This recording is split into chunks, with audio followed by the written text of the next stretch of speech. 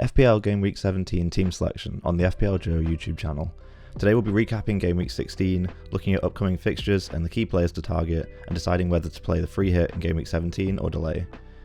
So 80 points all out, another small green arrow up from 203k to 166k. Starting off with Saka. It was a pretty eventful start to Gameweek 16, going with the differential captain against Haaland. Saka registered 2 assists from 2 own goals. Wolves actually scored all 3 goals in a 2-1 loss here, and there was mass confusion on Twitter about whether the assist should have actually counted for Saka. To give you a quick summary, the first goal was from a corner. Johnston tried to save it, tips it onto the bar, and then it bounces back off him for an own goal. One of the big rules here is that 2 defensive touches cancel out the assist. However, only the first touch that Johnston made was actually a defensive one. The second was Johnston actually scoring the own goal, the shot if you will, hence the own goal actually stands. The second goal was a lot simpler. Mosquera heads into his own net to prevent Gabriel Jesus from scoring the goal from a Saka cross, and it's a simple assist for Saka. Old rules about intent, or whether the assist came from a shot or a pass, are now essentially void. FPL didn't help themselves at all by tweeting the assist and then taking the points away on the FPL site without issuing a correction to explain, which they usually do. Before they had a chance to do this, Saka then got a second assist from an own goal, which really just complicated things. Besides that, and what's not up for debate, is that Saka was at the core of everything Arsenal did this game. Everything went through him. Astonishingly, he was on track to score bonus points before getting any goal involvements. This is ahead of defenders who are still on a clean sheet at this point, simply from positive actions and chance creations. It was a stressful captaincy pick, but can't complain given that ultimately it was a double-digit haul. So after Saka's double-digit return, the pressure was really on Haaland to do something for the people who captained him. Haaland was relatively quiet for most of the game, scoring once up until the final minutes. Savinho, on a fast break, went down for a penalty, which Haaland ultimately converted. Had Savinho just shot and scored, O'Reilly would have actually been awarded the assist for this, and I was actually hoping that Haaland would blank, given that he had 150% effective ownership, so ultimately I actually lost 6 points from his haul because I didn't captain him. So another week of betting against Haaland has been punished, however that's only a 2-point loss if you did own both players. Next up, Bruno Fernandes.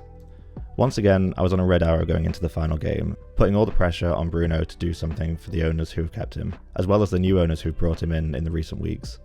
Once again, he saved the day. A 13-pointer and another fantastic performance. He's now the top scoring midfielder in FPL, and it's getting harder and harder to ignore the returns he's getting, given that he still has good fixtures coming up.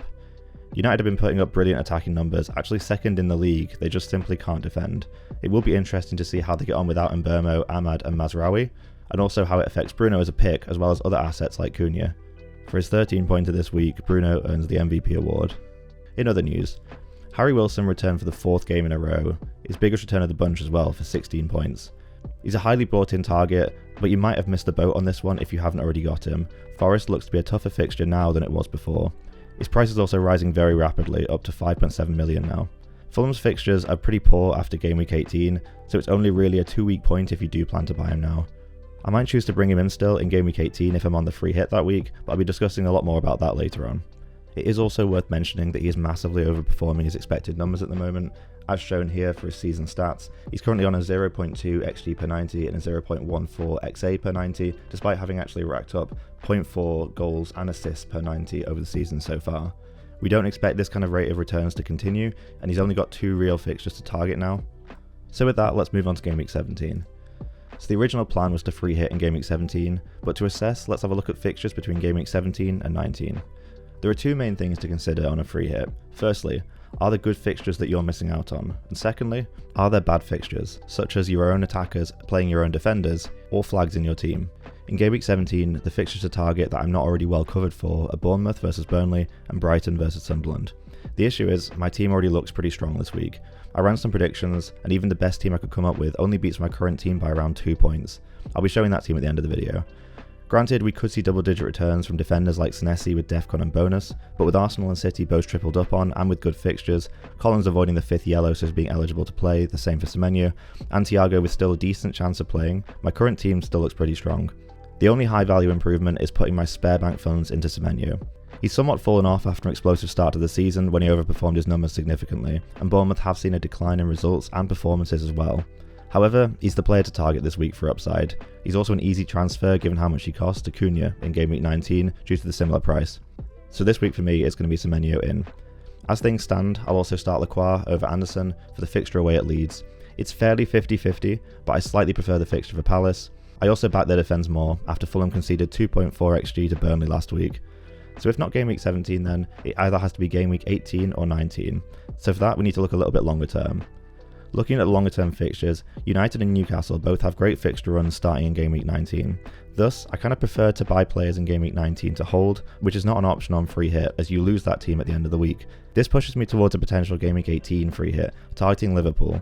It also allows me to punt on some teams like Everton who play Burnley and Sunderland who play Leeds. There'll be lots of low-owned assets from these fixtures, which means it's a great opportunity for differential hauls, while highly owned players have tougher fixtures.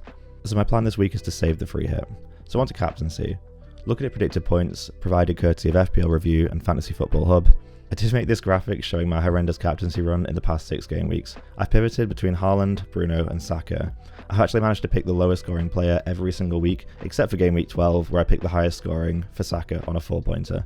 The points dodging, especially in Game Week 13 to 15, is quite impressive if a little hard to watch. This week there's absolutely no question, Haaland gets the armband.